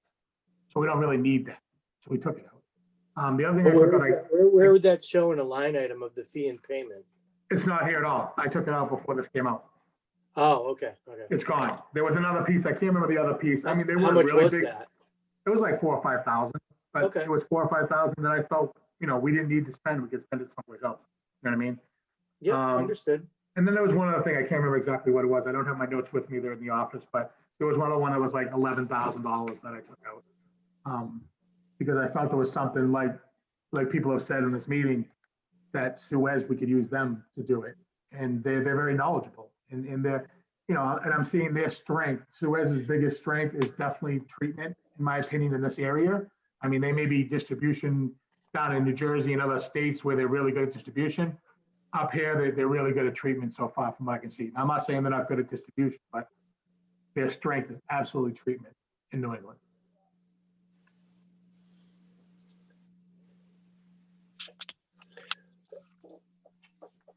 Okay. Thank you. Russ. Any other feedback for Russ? One question, with regard to the 2020, 2001 capital budget, when Mary Power made her presentation, she indicated, I think there was $2 million that was allocated for capital. What is the plan or the intent with regard to the capital expenditures between now and when the next budget is approved? So right now that's the Beulah Place Forget Me Not Lane project that I'm working on right now. The total cost for that was about, I think it's 850,000. Then I have Wampatuck, and there's another part of Wampatuck in that area that was being paved that is, I think it's 40% or 50% designed by Aquarian. So what we'll have to do is bring that into someone to have designed to 100%. And then I'm going to hang on to a little bit of capital money till about February until we find out about the tank. So one of the things I want to do is I want to do a tank siting study, which is you take the hydraulic model and you find the best place to put the tank. So I'm leaving money aside for that because I'd like to get that done this year, because I know the tank money was set aside, and I just want to start finding where to put that tank so we can get it into the next year's fiscal year. And I am holding back a little bit of money because we did have to spend $30,000 at the treatment plant for a new Scada server. And I think there's going to be a few other surprises at the plant that we may have to use capital funds on. So right now, those two water main projects are on the priority list. Thank you. Oh, there are two small streets in Hull that are shallow, and I guess we have bleeders on them, and those are on my springtime listing to get them done. I really tried to get them done when I first got here, but I just couldn't do it. I tried. I really tried, but I couldn't get it. What's the your sense? I know we farm out the construction of what's your sense of the kind of the construction marketplace? Are prices really high these days? What's your sense? Right now they're good. The last couple jobs, I've talked to a few people in the business, and the construction jobs are going at very good. They're not going higher than estimated. I'll tell you that right now. So I got my fingers crossed. How about supply chain as far as pipe and valves and all that are concerned? Supply chain's been good. Supply Really? chain's been very good. Yeah. On plastic, cast iron, valves, everything? Cast iron. So we're going to use cast iron. We're going to use cast iron wrap, actually. I did consider HDPE pipe, but that's a little more expensive, and you kind of limit the contractors when you use that because it's fusion pipe. But it's not out of the realm, because I think it might work well in some of the Hull areas, some areas in Hull where, once you dig down 3 feet, you're hitting salt water. Well, water. I won't call it salt water. I call it brackish water. Right. And I know that Steve Olson did do a few HDPE pipe mains down in Hull. So the cast iron is just bell and hub. Bell and hub. Yep. Yeah. We are going to polyethylene services because it's less expensive than copper, and I think it handles aggressive soils better than copper. So I'm gonna go to poly. Yeah, you just have to watch your, well, you, never mind, you know better than I do. Your saddles with dezinkification and all that type of Yeah. stuff, but yeah. Okay. Russ, how about PFAS? You know, is there going to be more testing for that done and Yep. concern? So my third day here, I actually emailed a friend of mine at Mass DEP and asked if he was still doing the PFAS grant, and they were. So they're going to come in the spring, and actually Suez did just sample PFAS, I think, a week ago. So we're expecting those results. But I also got. Can you say DEP that to come again? in. You broke out as you leaned over. Oh, sorry. I was yelling at the dog again because That's he's all mad right. at me because I'm not paying attention to him, but it's good. Yeah, the PFAS was sampled by Suez about a week or two ago, and they're about 6 weeks out on the sample results. But then Mass DEP, I talked to a friend of mine there, and we got grant money to come in the spring and do it for free for the town again. From what I saw from reports, and I have them digging me up all the reports from the past 2 or 3 years, looks like we're around a 13, which is less than 20, but a little higher than I would hope. So we'll see what the next round of results come out. That does remind me, one of the things that was raised was potential grant programs. With regard to this master plan, I took a look at the description, and there's a capital asset program, and there's 2 programs in the state for money. Is that something that the town has taken a look at to see whether or not you can pay for it? Not for asset studies. The asset grants right now are not for studies. They're more for replacing assets and doing some other things with assets and asset management programs. You bought an asset management program when you hired Suez. So I won't say bought it, but it came with the deal. So they have their own Right. asset management program. I do search and make sure I keep on top of that stuff to see if there's anything out there. I will do more of it in the next 2 or 3 months because I have more time. I hopefully have a little more time, but the transition's been really kind of bogging me down for doing anything like that. But I can tell you that people at EP and another engineering company that I'm friends with do email me and call me when they see stuff. So it's good to have connections out there that can if they think of you when they find something. So it's good. Great. Any other feedback or questions for Russ? And then Russ, you had mentioned the cost of service study. Yep, I have Abraham's working on the proposal right now. We did And set you'll share aside. Yes, oh, absolutely. Because honestly, that's my weak point. I'll give you guys all heads up. Cost of service study is definitely my weak point. Right, I'll and learn I think fast. right. And I think it's going to be interesting because while it sounds simple, I think it's going to be not as simple as we think because No. we're taking a system that had, not only did it have water rates, but it had all these surcharges, if you will. Yep. And we need to consolidate it in such a way that the rate will cover that revenue for us. Correct. But also be built in a certain way that's fair to the residents and also fair to the commercial users. So I know that the town's been very pleased with Abraham so far in terms of what they've done. And they're an expert in this field. Yeah. And in fact, Yeah. I believe that Environmental Partners had mentioned that as an aside that they've worked with Abraham's in many ways, and there may be some synergies between these 2 reports in some way or shape or form. Yep. So the cost of service study is definitely a very important part of this because when I looked at the first bill that I saw all the surcharges, and that can be handled in a different way, but because they are a regulated utility, they had to build it that way. That's the only way they could pass the rate study that they went through and the rate case that they went through with the DOT. So all surcharges are definitely part of a DOT thing. But as a town, we can make them a little easier to understand and be a little more transparent on what actually happens with that money. So we'll have a similar process. Russ will present the proposal to us. We'll all get together and be able to provide feedback that he can utilize and pass on appropriately. And then we'll work collaboratively with Russ and the Abraham group to actually come up with a final rate structure. So Jim, do we have or Russ, do we have a final proposal from Abraham's to do the study, or are we still waiting to get something? No, I've been yelling at him, but he's not listening to me. No, I'm just kidding. Yeah. He's been really working diligently on this vetting out of the 3 months of bills. And I think that's a little more important than me yelling at him to get me a proposal. So I'm sure Matt will get it to us in the next couple of weeks.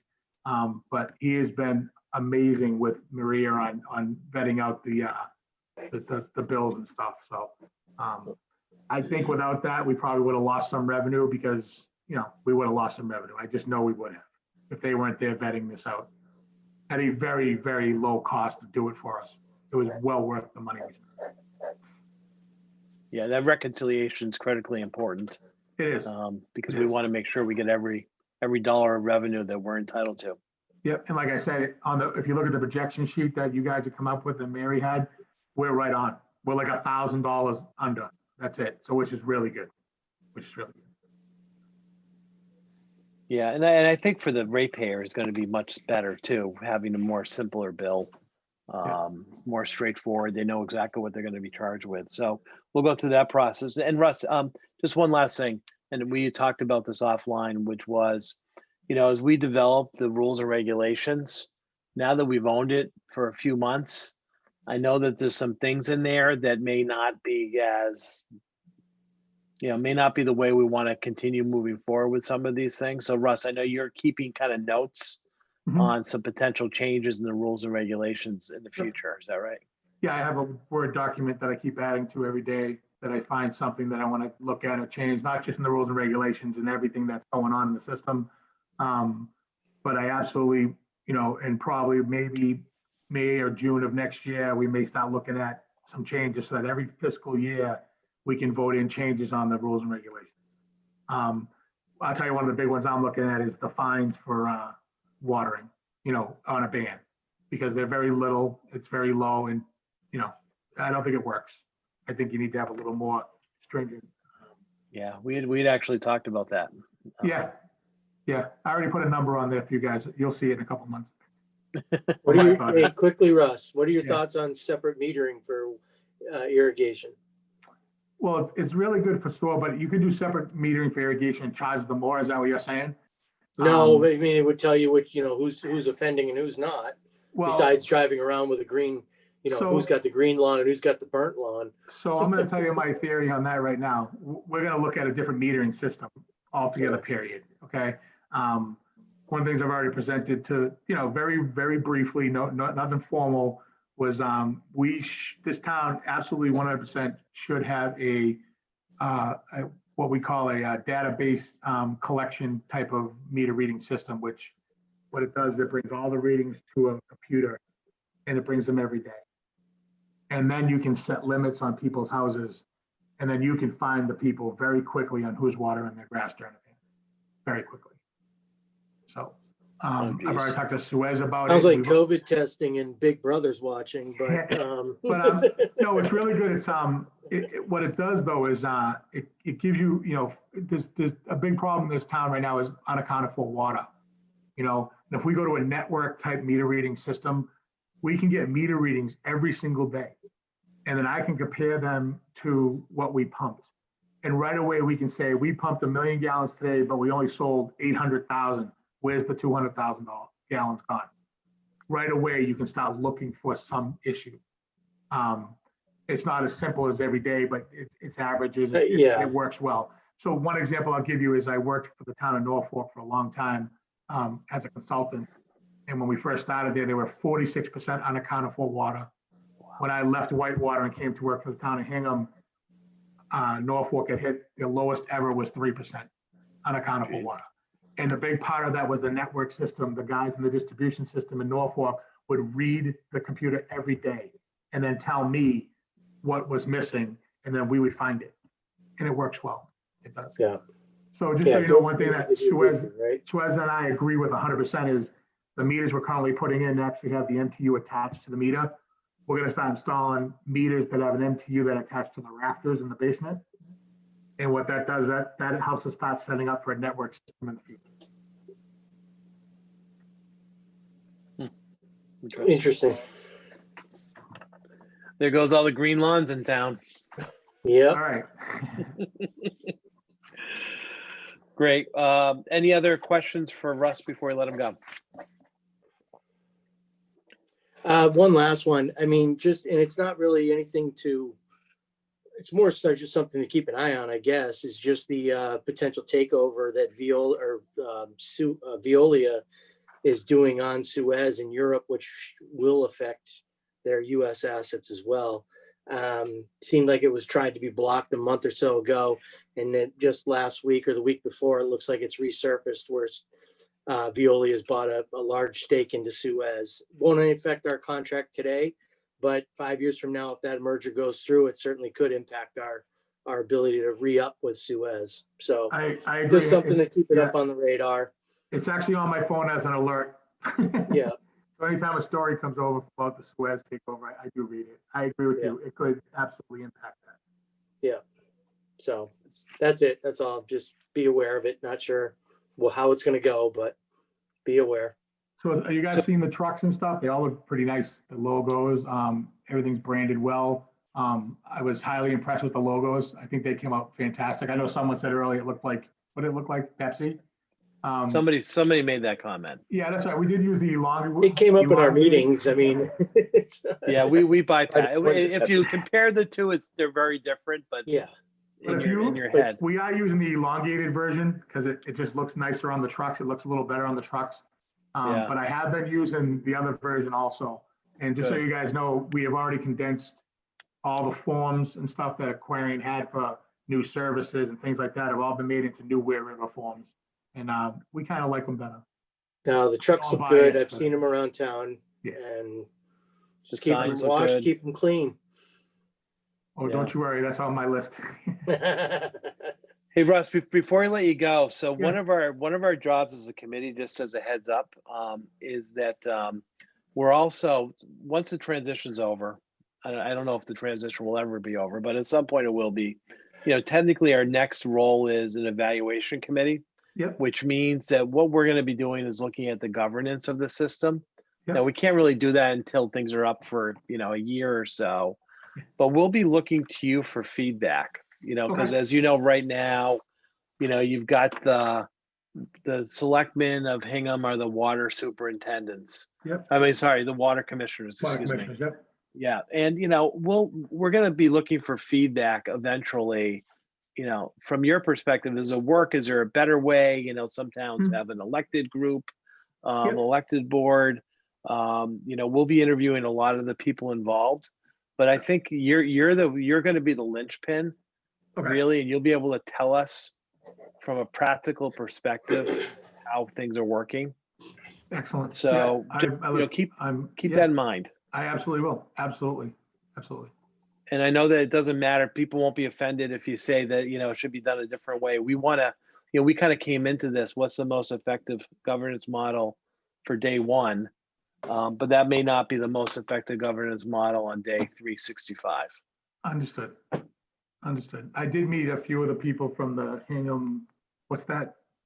Citizens Advisory Board, is that what it's called?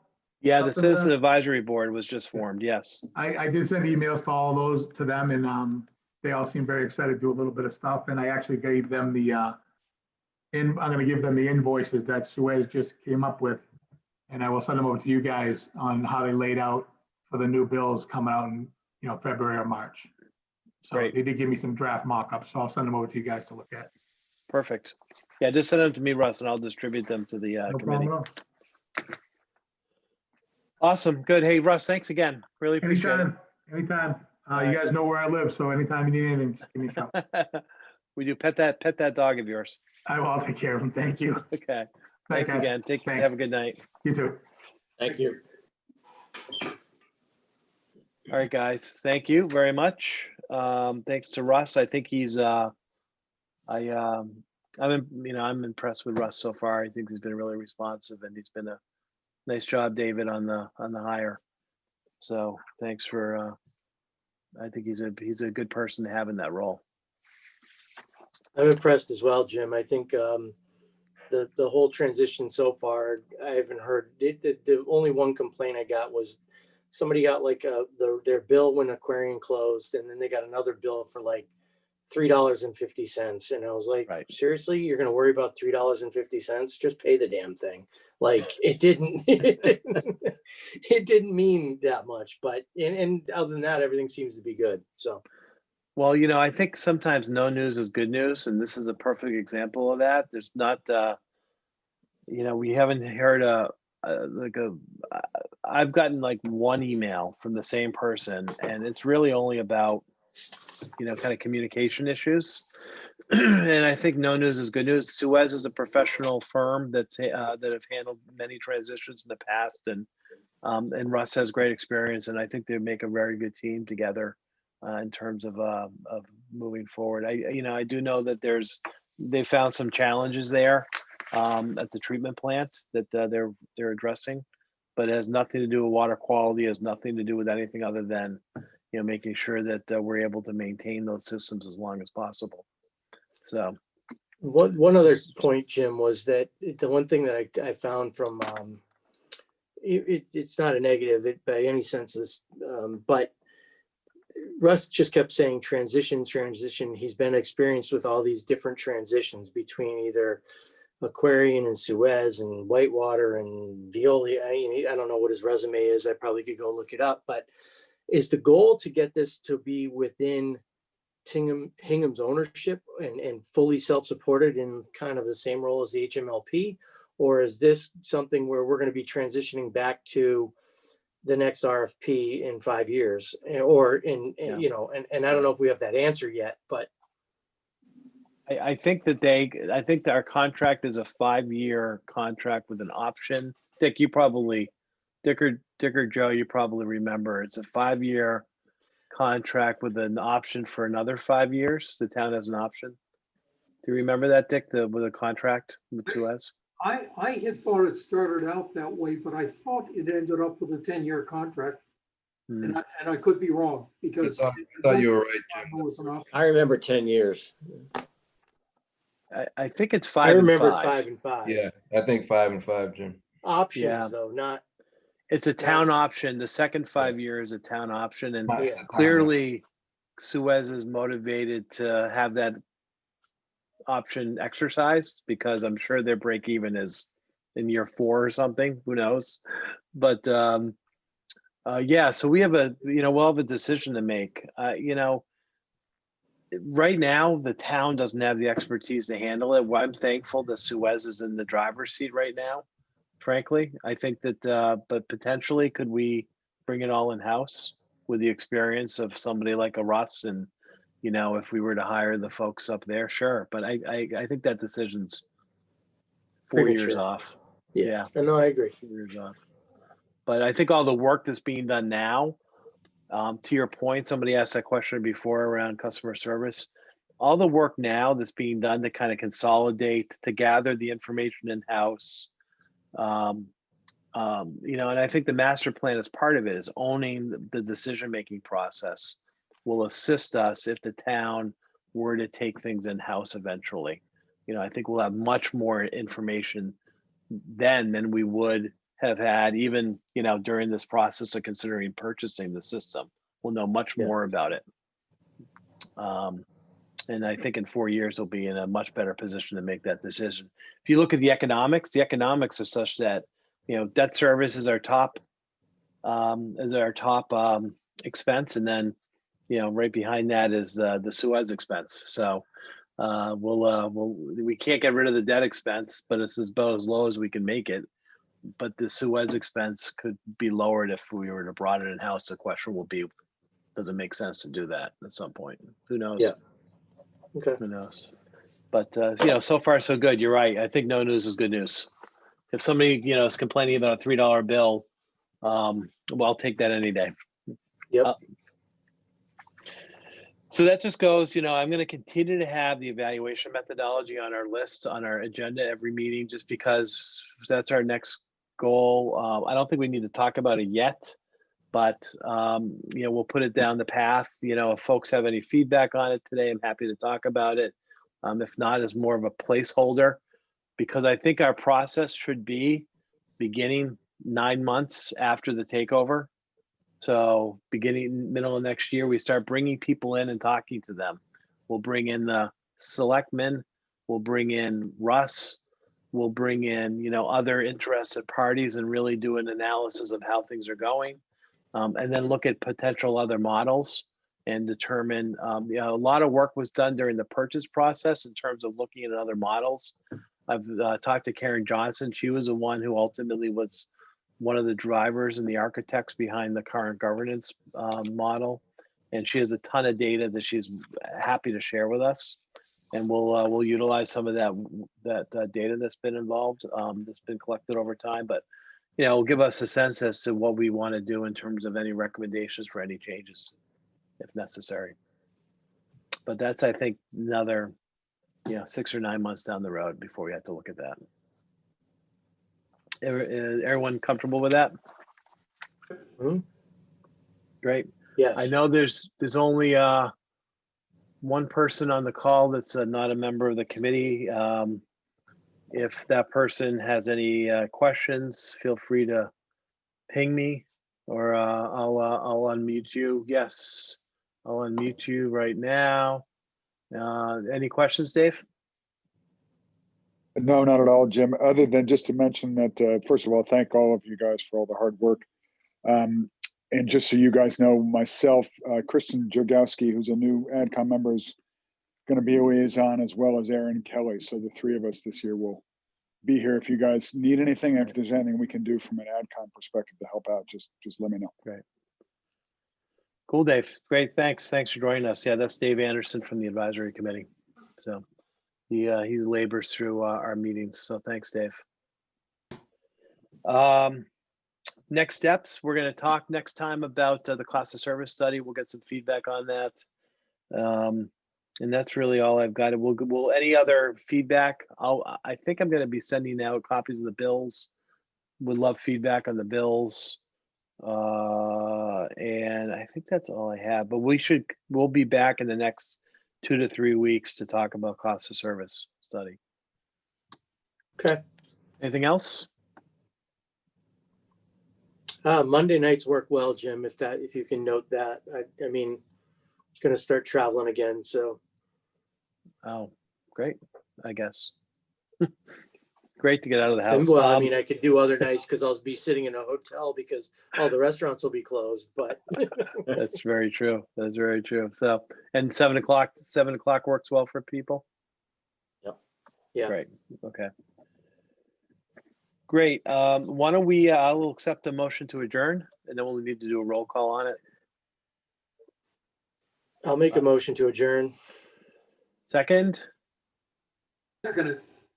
Great, Dick, how do you vote? You would, okay, you're in favor of adjourning. Aye. David, you in favor of adjourning? Yes. Joe? Yes, please. Scott? Yes? Yep. Yes. And I am also as well. So we are now adjourned at 9 p.m. Thank you, Julia. Hey, Julia, thank you so much. Thanks, guys. And I'll have, Jim, I'll have the recording sent over to the Harbor Media for you. Great. Really appreciate that, Julia. Thanks for your time tonight. I appreciate it. Sorry, I hope you found something to keep yourself busy while we were meeting. So thanks, everybody. Have a good night. Thanks again. Thank you. Good night. Here, guys. Bye-bye.